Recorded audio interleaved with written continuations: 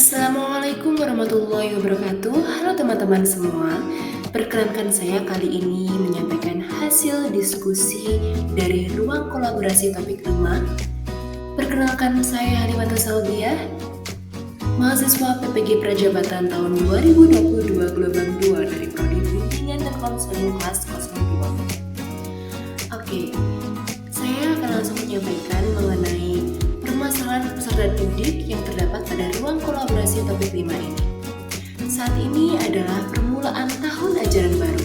Anda adalah seorang wali kelas 4 SD yang memiliki anak didik usia 10 tahun bernama Diana.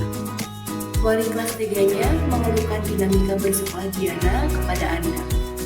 Guru wali kelas tersebut mengatakan nilainya jauh tertinggal dari teman-teman lainnya di kelas.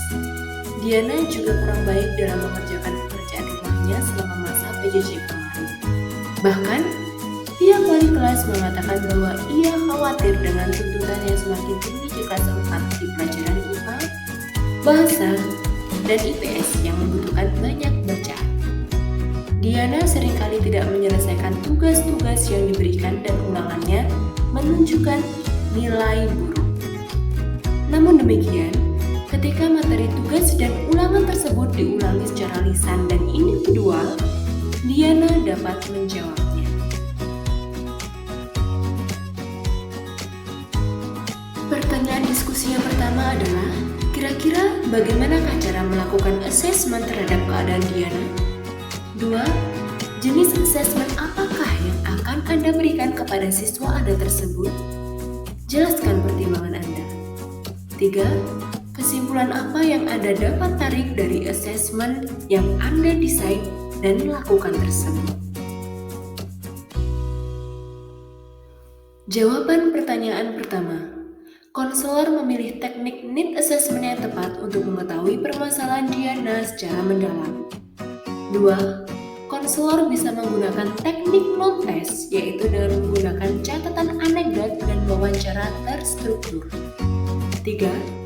Konselor juga dapat menggunakan teknik tes seperti angket atau tes gaya belajar untuk mengetahui kecenderungan gaya belajar Diana. 4. Dilakukannya scoring terhadap hasil perolehan dari data setiap alat tes. 5. Konselor lantas melakukan evaluasi untuk menentukan strategi pembelajaran yang tepat. Dan terakhir, konselor dalam permasalahan ini dapat merancang metode pembelajaran berdiferensiasi untuk mengakomodir karakteristik peserta didik yang beragam. Sebagai salah satu contohnya adalah Diana. Jawaban pertanyaan kedua. Hasil diskusi dari kelompok kami, pada kasus yang dialami Diana, jenis asesmen yang tepat untuk dilakukan oleh konselor adalah product assessment dan self-assessment. Jenis asesmen tersebut kami pilih berdasarkan dari hasil asesmen, misalnya tes gaya belajar. Berdasarkan hasil tes gaya belajar tersebut, akan diketahui Diana memiliki gaya belajar audio, visual, kinestetik, ataukah reading and writing. Sehingga, konselor dapat merancang strategi pembelajaran berdiferensiasi, salah satunya diferensiasi produk atau hasil belajar siswa.